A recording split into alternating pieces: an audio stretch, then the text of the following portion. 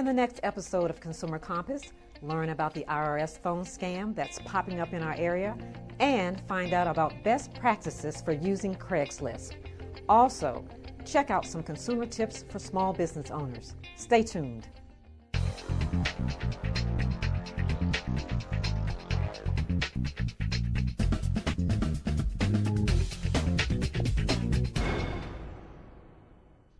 Hello, I'm Joy Matthews, an investigator here at the Montgomery County Office of Consumer Protection, and your host for Consumer Compass. Recently, a phone scam involving the IRS has been targeting residents here and across the country. Here's OCP Director Eric Friedman to explain more. Hello, I'm Eric Friedman, Director of Montgomery County Government's Office of Consumer Protection. We're here for a very important press event to warn consumers about a nationwide IRS telephone scam.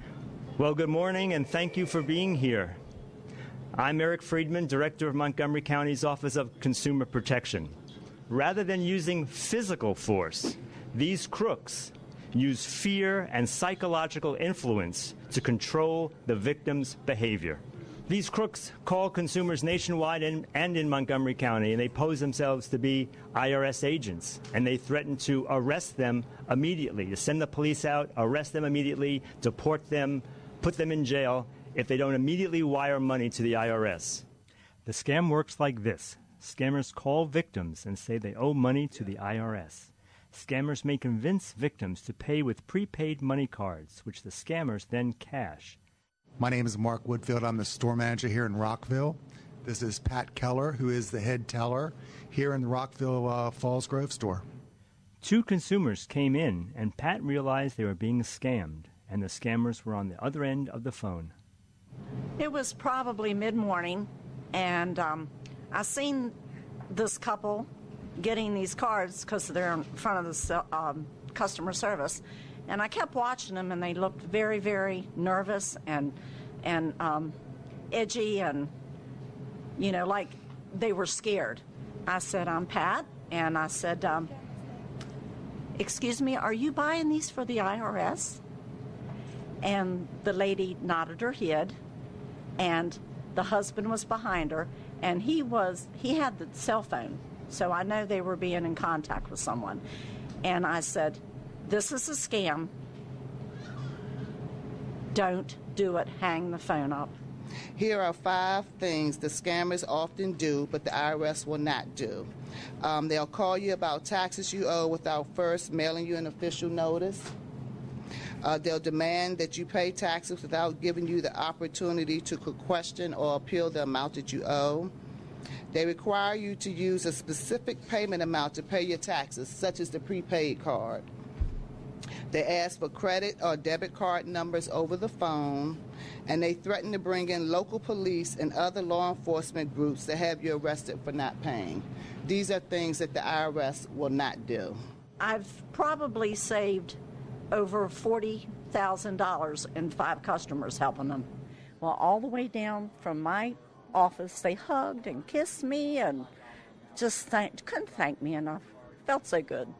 I'm hoping it'll be my last time because we really feel bad for these people. That's my story.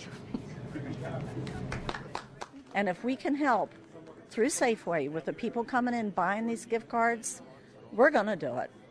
Well, we heard a lot of good information from the IRS about what they do and what they don't do. I think most importantly, we heard from the cashier at Safeway who has helped more than 5 victims save $40,000 from this type of scam. She recognized that they were in the middle of a scam and she intervened. And I think it's very important to help us get the word out because these scams will work if we're not very alert to them, and we really have to be very alert and realize what's going on. If you've been scammed or get the bogus IRS phone call, please contact the Office of Consumer Protection or file a complaint online with the Treasury Inspector General. Our next segment involves Craigslist. Have you considered using it to buy a car? If so, there's some important information you need to know. I recently met with investigator Doug Numbers, who is in the middle of an investigation. Hey Doug, what what investigations are underway regarding the Craigslist? Can you give us more details? Sure. Like currently I have several investigations. I'm investigating, illegal car dealers on Craigslist. A lot of people are finding a lot of unlicensed dealers, people selling cars on Craigslist that aren't, don't have Maryland dealer's license, but they're selling quite a number of cars. Like this current case I'm working on, I think this guy's sold 6 or 7 cars since like March on Craigslist. You can't be selling that many cars in a 1-year period of time. If you sell 3 or more in a year, you're considered a dealer. Unlicensed dealers are using Craigslist. We find in guys using out-of-state credentials like West Virginia dealer tags or Indiana dealer tags, things like that, where they're getting dealer licenses, quote unquote, or salesman's licenses from other states who don't really police the system to get them very well. So guys can come in from out of state, get it, and then come here and use it to access auctions that only dealers can get into to buy cars, or insurance auctions where they buy wrecked cars and they're fixing them up and then they're turning around and selling them on Craigslist. What are some other scams that involve the Craigslist that consumers should be aware of? Basically, other scams, if you're selling anything on Craigslist, if somebody's willing to pay you more than you're selling an item for and say, well, it's just, it's to cover your trouble, send the rest back, cash the check. Yeah, I know you're only selling it for $500, but I'm going to send you a check for $2,000, keep an extra $500 for your trouble and send me the other $1,000 back. Well, it's obviously a scam. The check's going to be phony, or it's going to bounce, or it's going to be a fake check. Be aware of also who you potentially, if you're trying to sell something on Craigslist, be aware who you're dealing with. You may not want to meet at your house. If you're selling a piece of furniture or you're selling your car, you may want to say, I want to meet at the shopping center down the street or something like that. You may not want them coming to your private residence and all and everything, because you may not know who you're dealing with. Don't give out your bank account information, security number, anybody you're dealing with. Be aware of your financial information, that type of thing. They advertise jobs on Craigslist, so if you're looking for a job, be aware of anybody offering a job where they want to charge you money to try to get the job or something. That's obviously, it's probably a scam more than likely. Craigslist offers services, like they advertise, automotive services here and all and everything. Well, here in Montgomery County, auto repair places have to be licensed, and so, we got all, minor car painter, yes, we're mobile. Well, if that guy's coming into the county and doing the work, he should be, licensed.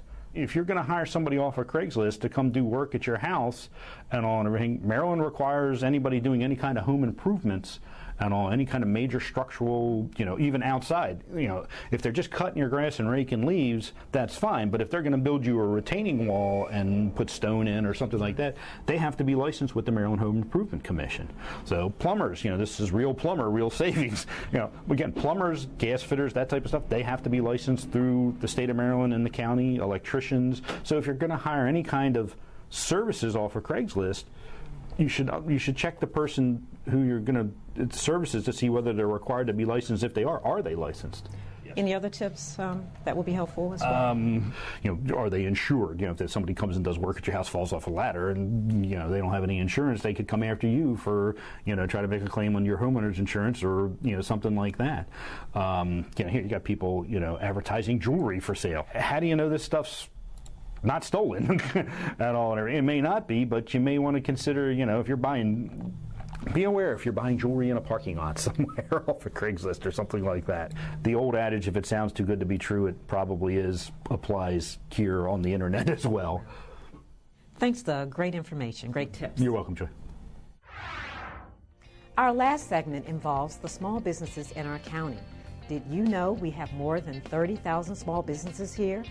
And they, just like individuals, need to be wary of scams. Eric Friedman recently took a trip to meet with Judy Stevenson, the county's small business navigator, to learn how businesses can protect themselves from fraud.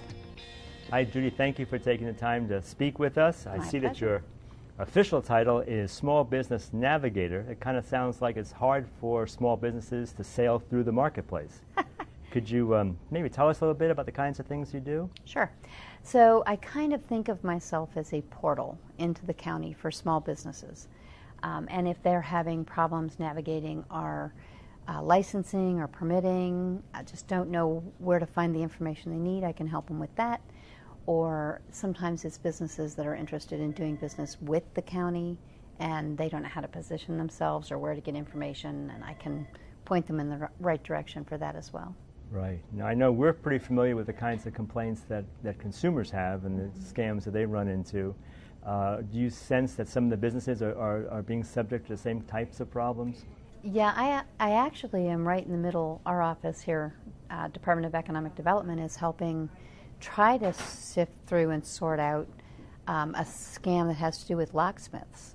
So basically, it involves companies that steal or hijack or mimic somebody's website. So you think you're getting a legitimate locksmith, but when you call the number, you're actually going through to somebody who is not. And what happens is they tend to quote one price, but when they get to the customer's location, the price goes up, and the quality of the work they do is pretty low. So not only is the business getting ripped off because their business is going somewhere else, but the consumer's getting ripped off as well.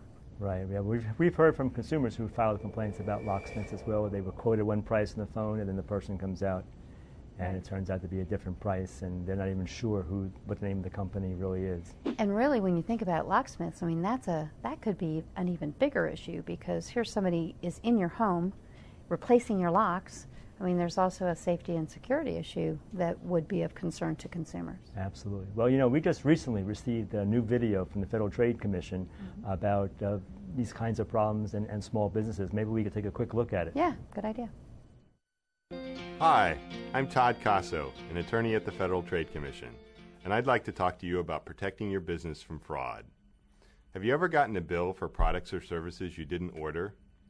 You know, con artists try to fool businesses, nonprofit organizations, even church offices into paying for office supplies, business directory listings, or internet services they haven't ordered. So what can you do to protect your business from office supply scams? Follow these 4 steps. First, know your rights. If you get supplies or a bill for services you didn't order, don't pay, and don't return the goods. It's your right under the law to treat merchandise you didn't order as a gift. In short, it's yours to keep. Second, train your staff. Talk to your receptionist and everyone in your office who might answer the phone, including volunteers, about how these scams work. Designate one person to handle everyday expenses like office supplies, directory listings, and internet services, even in a small shop or office. That person will know who your authorized vendors are and will be able to spot the would-be scammers. Advise employees who aren't authorized to order supplies or services to say so, and tell them who they should refer the calls to. Third, read your invoices. Inspect your invoices and documentation to make sure you pay only for merchandise or services your company ordered and received. Consider authorizing a small group of employees to approve purchases and pay the bills, or using a purchase order system or special software. And finally, report fraud. If you're getting bogus bills, speak up. File a complaint with the Federal Trade Commission at ftc.gov/complaint or by calling 1-877-FTC-HELP. Okay, well, that's some good information. Wow, yeah. We're fortunate in Montgomery County to also have a local consumer protection office that businesses can call. I guess some of this might be of value to the businesses that you work with as well. Sure. I think a lot of the tips there in the FTC video, just good common sense. I really like the idea of making sure your employees are trained and they know how to handle those calls when they come in so that they're not subject to these scams. That's good advice. And one of the problems that we see are these phony invoices where you'll get a bill for toner or copy paper or light bulbs or things you didn't order and end up spending money when you shouldn't. So that's the kind of thing that we can help small businesses with as well. Well, I'm glad that Montgomery County has a consumer protection office that can help with the scams, and then also someone on the business side that can help all the small businesses navigate and do the kinds of things that you do. Yeah, and I'm perfectly open also if a business wants to call and has a problem, especially if it's something that might impact many businesses, right. And we can work with your office and other offices in the county to get these things addressed. Okay, well, great to make the connection. Thanks so much. Thank you. So that's it for today's show. Thanks for watching.